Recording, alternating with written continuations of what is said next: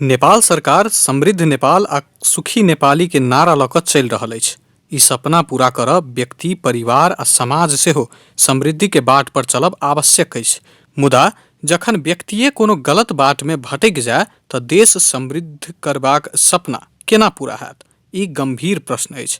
आधुनिकता संगे समाजक कतेको परिवार विकृत बनैत गेल अछि, जेकर एक कारण छै नशीला पदार्थक प्रयोग। कोनो व्यक्ति के नशीला पदार्थक प्रयोग सँ ओकर परिवार मात्र नहि भऽ समाजे कलंकित बनैत अछि। विशेष कऽ देशक कर्णधार कहल जाय वाला किशोर किशोरी आ युवा युवती कुलत में फंसैत पाओल जाइत रहल अछि, जे समाज के धीरे धीरे खोखला बना रहल अछि। नशीला पदार्थक प्रयोग कोनो गाम आ टोलक मात्र नहि भऽ पूरा देशक समस्या बनि चुकल अछि।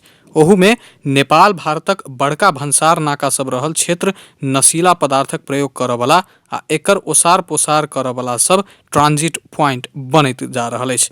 मोरंग जिला सेहो नशीला पदार्थक दुर्व्यसन में फंसल व्यक्ति आ तस्कर सभक आकर्षण के केंद्र में रहल तथ्यांक सार्वजनिक भेल अछि।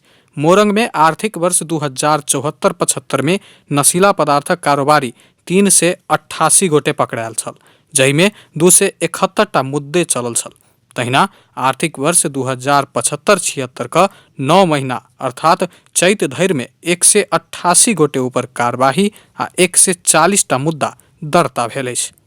यो लागू औषध अपराध नर्मली अब अहिले यो विराटनगर यसरी यो जोगबनी यो सीमावर्ती एरियामा चाहिँ यो लागू औषधको यो नर्मली यो सीमा एरियामा छिटपुट रूपमा घटनाहरू घटि नै रहन्छ। लागू औषध ओसार पसार गर्ने यो अलिकति खुल्ला सिमाना भएको कारणले गर्दाखेरि यो समस्या छ। तथापि अहिले यो डेटाहरू नै हेर्ने हो भने 2074-75 को डेटा हेर्ने हो भने हाम्रो चाहिँ 2074 भरि जिल्लाभरि नै पक्राउ सङ्ख्या 271 वटा मुद्दा दर्ता हामीले। मोरंग में भारत नेपाल सामाजिक सांस्कृतिक मंच से कयल गेल एक सर्वेक्षण अनुसार नशीला पदार्थक प्रयोगकर्ता सब 18 सँ 40 वर्ष धरि व्यक्ति अत्यधिक रहल पाओल गेल अछि।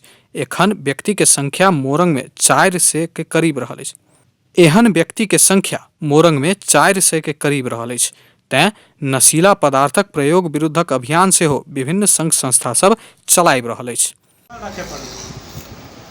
यदि अहाँ सब जे अभियान शुरू करऽ जा रहल छी, ओहिमे केना छै, मतलब कोन आधार से अहाँ सब काज करबै, केना के काज करबै? अखनी शुरुआती में हमरा सब बॉर्डर सीमा इलाका में जे हमरा सबके 1 नंबर प्रदेश के 62 किलोमीटर खुला सीमा से पर विभिन्न ठाव में जहाँ हमरा सब चिन्हित पॉइंट केंद्र बिंदु बनेने छियै, जतऽ फुलकाहा, बसमतिया, जोगबनी ई सब इलाका में पहले जनचेतनामूलक कार्यक्रम करबै। एकर बाद दोनों तरफ के प्रहरी प्रशासन आ जनप्रतिनिधि के रख कर दवामूलक कार्यक्रम आ छापेमारी। किसे प्रहरी से अपने सबके सहयोग भेटत की लागि रहल यऽ? प्रहरी तहिना मोरंगक समाज सेवी गंगा यादव नशीला पदार्थक प्रयोग से युवा पुस्ता गलत बाट में जा रहल कहैत एहि विरुद्ध आंदोलने चलाओल जेबाक बताइब रहल अछि। नशा विरुद्धको आन्दोलन चलाउनु पर्ने हो। यसले हाम्रो कमित पुस्ता र देशको युवा अवस्थालाई बर्बाद पार्दछ। त्यसैकारण यसलाई जसरी भए पनि रोक्नुपर्ने हाम्रो उद्देश्य हो।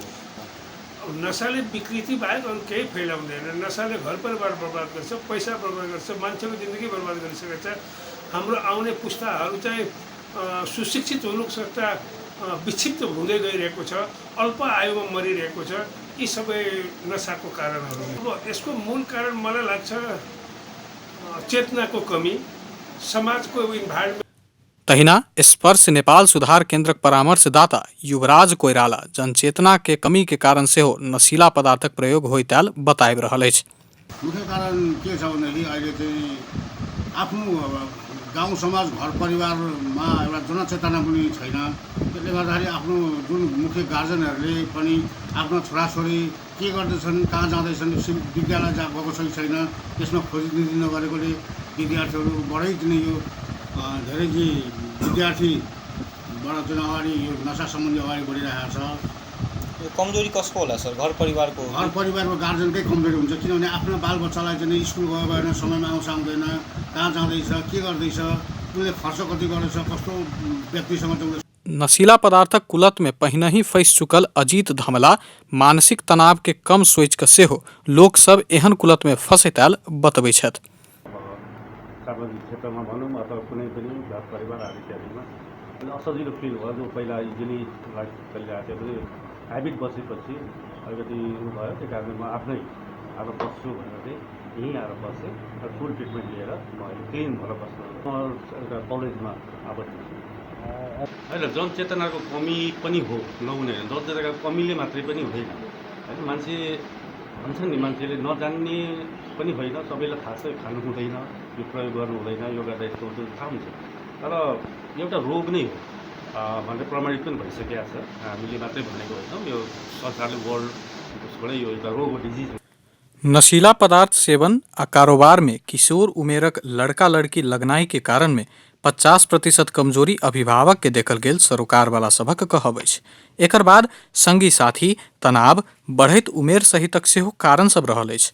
ओना तऽ नशीला पदार्थक प्रयोग कम कर नियमित चेक जांच तस्कर ऊपर निगरानी सहितक काज होइत आयल अछि। मुदा समाजक हरेक व्यक्ति अपन संतानक क्रियाकलाप ऊपर ध्यान नहि राख धरि एहिसँ पूर्ण रूप में छुटकारा पायब मुश्किल अछि। अपन टेलीविजनक लेल मोरंग सँ शिवम मिश्रक रिपोर्ट।